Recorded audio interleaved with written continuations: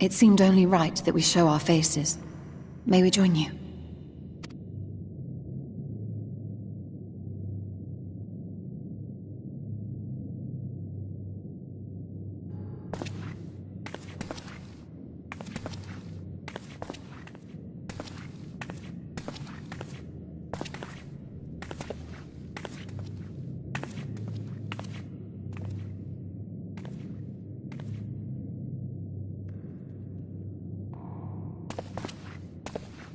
Let us begin.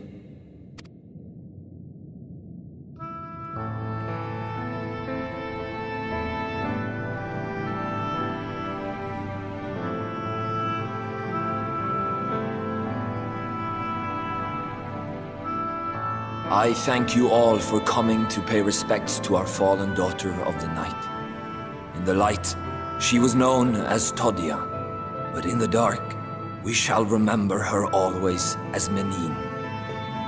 Let us each take a moment to offer her our prayers.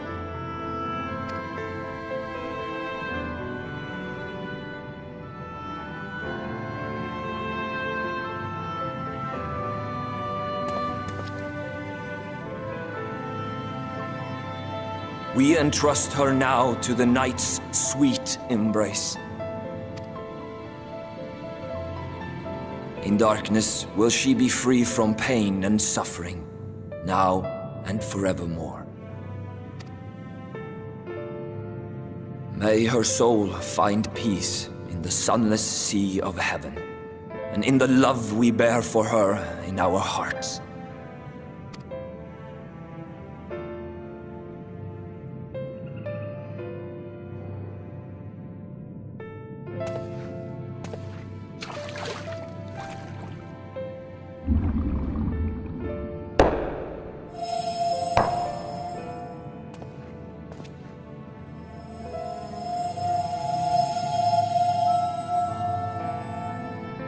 That vessel represents the night sky, the sunless sea of heaven.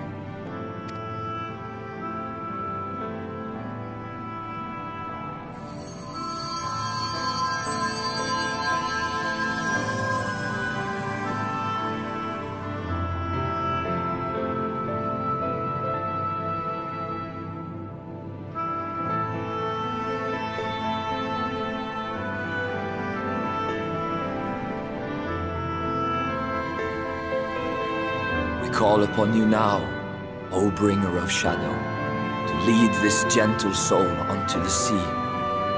We call upon you, O warrior of darkness, to deliver her unto paradise everlasting.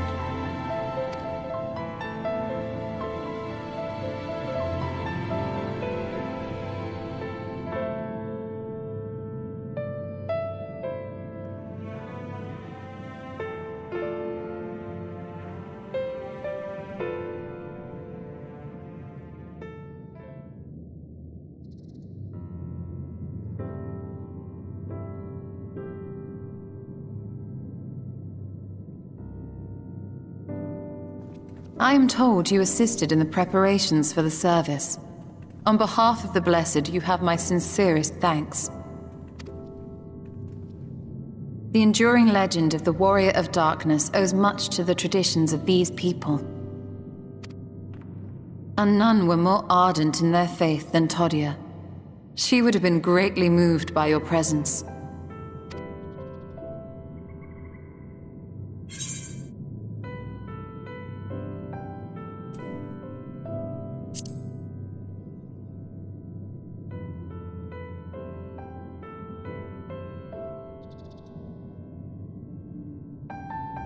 You might not deliver her to the heavens, but if you could deliver the night sky to her people, the real night sky, it would be the next best thing.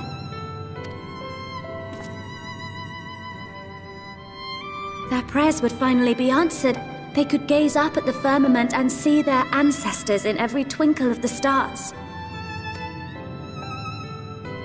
We cannot allow their hopes and dreams to drown in the light. We have to bring back the dark. If we don't, who will?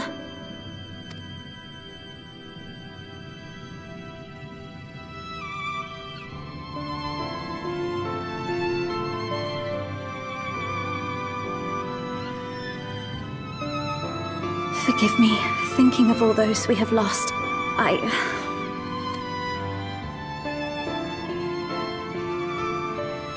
No, it's all right. We will bring back the dark.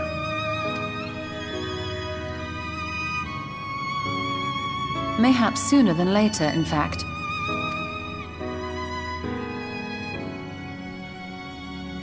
Urianger and I finished deciphering the tablet, and its contents were most illuminating.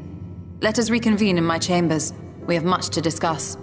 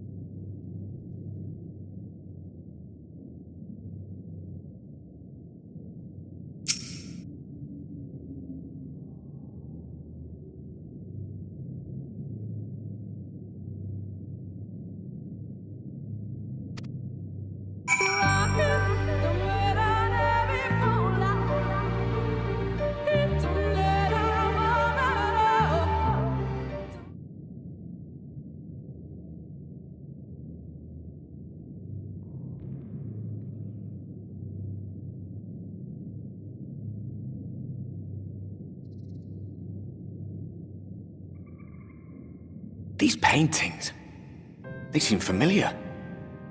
Depictions of heroes throughout history. The Age of Gods, the Empire of Ronka, and this.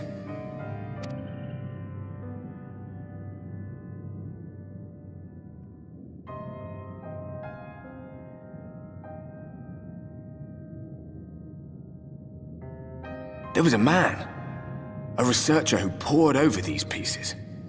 He offered us work when we needed it, slaying beasts, delivering provisions. A funny old bugger he was, but he had a good heart.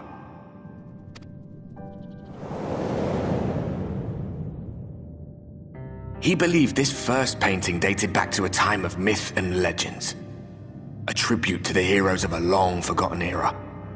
The story went that it was rediscovered by an explorer from Ronka, who was so struck by its majesty that a second painting was commissioned, commemorating the heroes of their day. "One day you will all be here too," he said. "Heroes immortalized forever. Maybe I'll paint you myself." I had a good laugh at that. We were only trying to make our way after all. Being heroes couldn't have been further from our minds.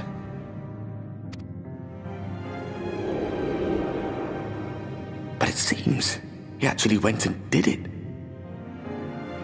Before or after the flood, I wonder. Rather faded, isn't it, compared to the others? Or did someone try to scrape it off the wall? Well, maybe the man himself once he came to his senses.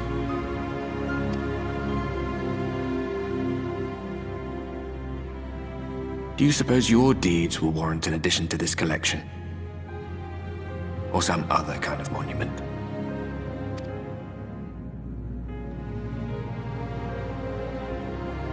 There you are. I have everything I need. Let us quit this place.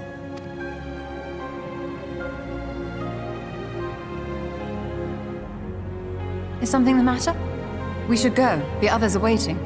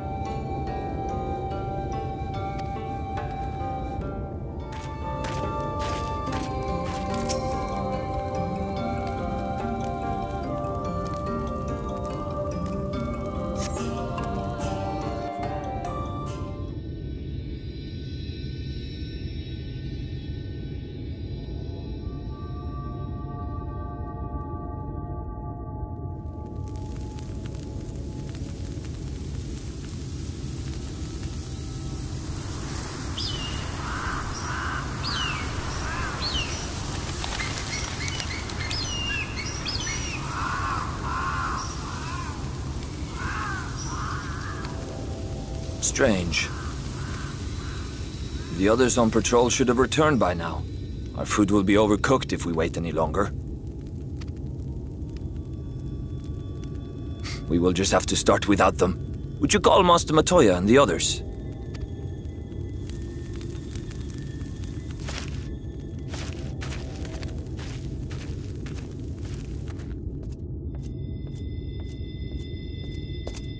I tire of these games, Urianger. Why do you pretend you cannot see it?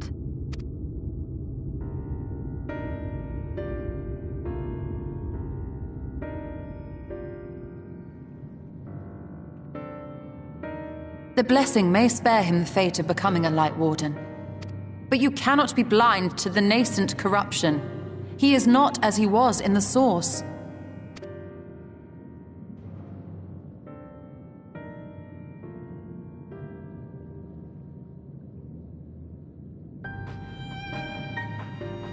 Though I have no proof, I fear that the light which poured forth from the Wardens was not negated at all.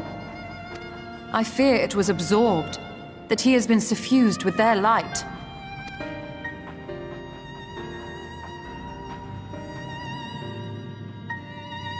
Though I have given thought to this possibility, I dare not speak until more is known.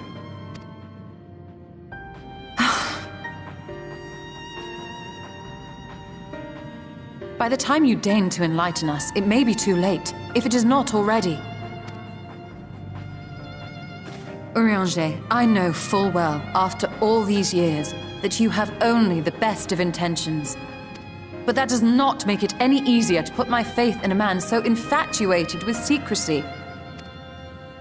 I have had my suspicions ever since the Exarch bade you speak that day.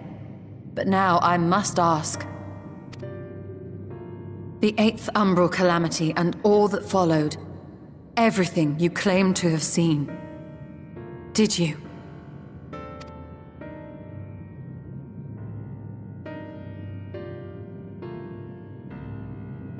Help! Someone help! The Umorans have come for us! We're under attack!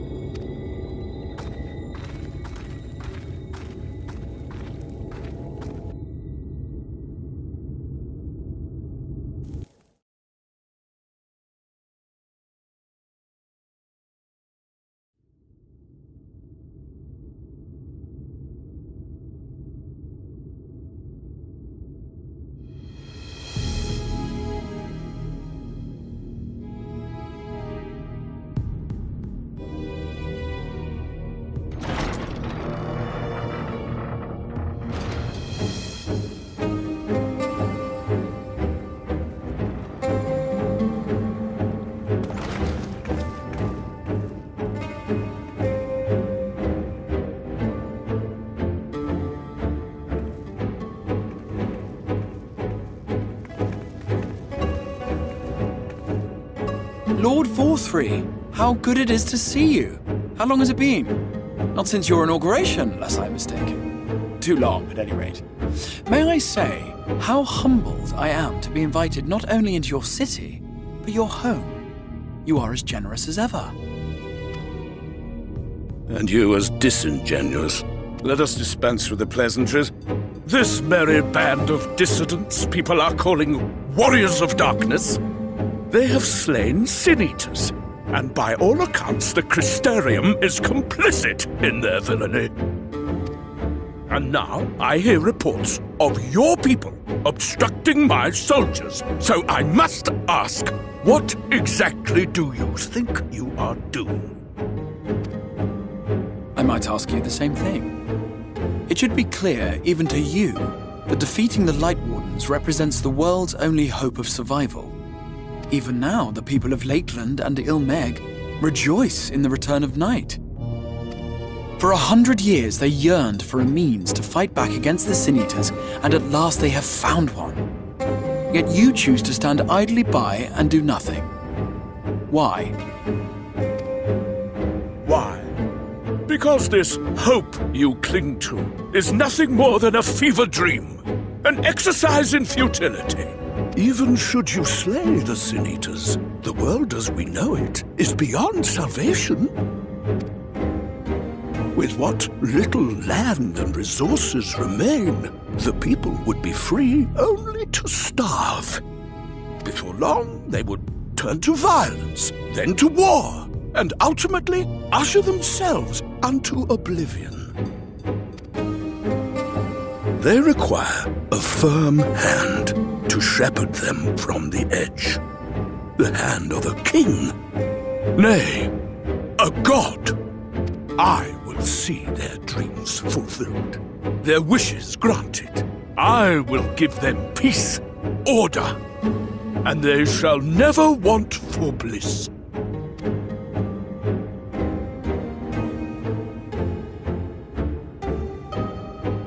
Men are fickle creatures who entertain vague ideals without the faintest notion what they cost. But a little fear can go a long way towards helping them realize what it is they truly need. Sanctuary. And they shall find none in this world save that which I afford them. That is why the Sin Eaters exist. To unite the world under my dominion. A paradise fit to grace the 8th Umbral Era. What was that? A minor epiphany, nothing more.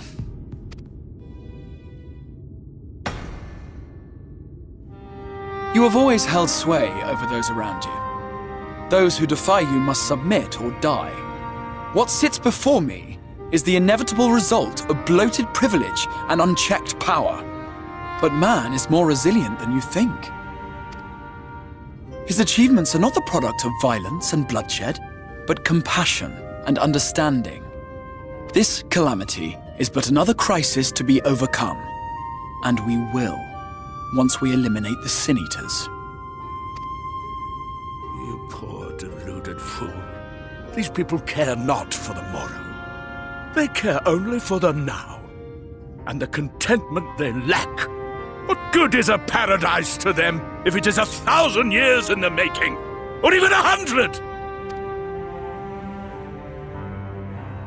You underestimate them, Lord 4-3. They see further than you think. I have beheld it in the blood and sweat and tears of those who would sacrifice everything for a future they may never know, that their children may never know.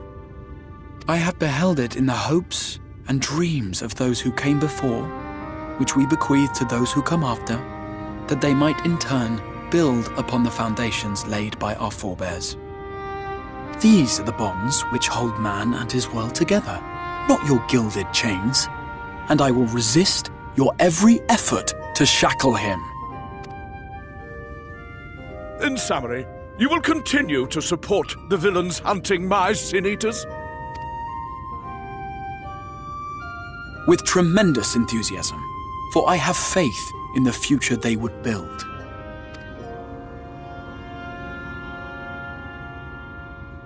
Oh, why do I even bother? Fools, the lot of you! So naive! So painfully predictable!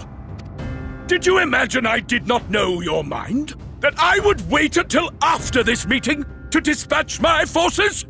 Even as we speak, they march to the Sin Eaters' defense. Insurrection will not be tolerated! The people of this world are mine to rule, mine to command. And you are no exception!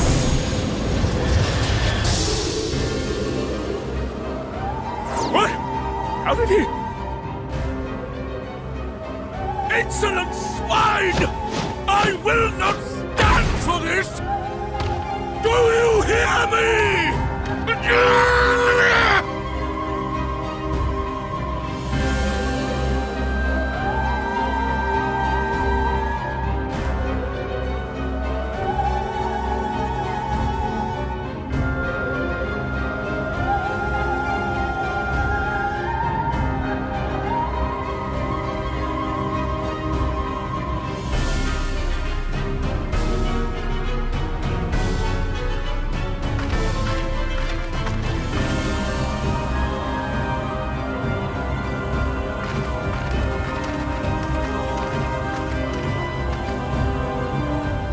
You speak for the Knights Blessed? I do. I presume that is your doing.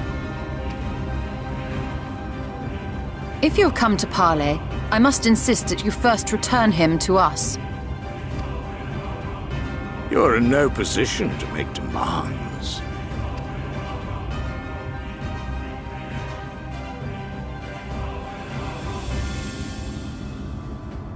By Lord Vorthry's decree, Raktika now falls under the governance of Yulmore. You will henceforth answer to us. Is that so? And the children of the Everlasting Dark have acquiesced to this madness? We have reached an accord, yes. Too many times have the Knights Blessed shunned Yulmore's overtures of friendship. The risk that you harbor hostile intentions has grown too great to ignore. Therefore, his lordship has claimed dominion over this forest and bestowed executive authority upon the children of the Everlasting Dark. In his wisdom, Lord Vorthry has agreed to recognize ours as the only permissible expression of dark worship. It's one true faith. You and your false creed are a blight on these woods. A foul, unholy corruption that must be cleansed. Little wonder the Warrior of Darkness visits both Lakeland and Ilmeg, yet shuns Raktika. Your perverted teachings hold blessed Shadow at bay.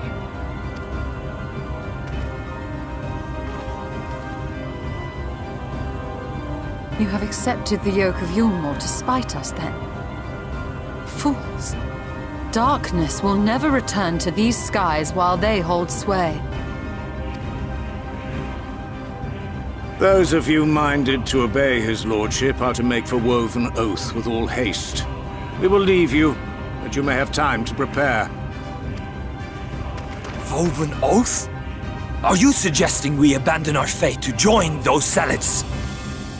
What has your faith afforded you thus far? Nothing! We will guide you along the righteous path. And should we refuse?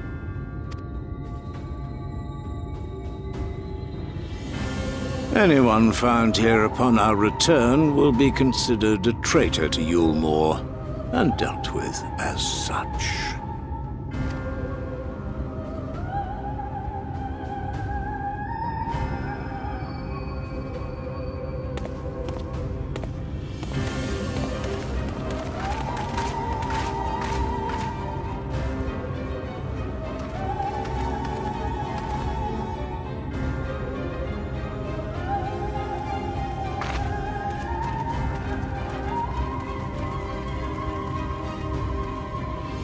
We will discuss these developments after I have tended to our casualty.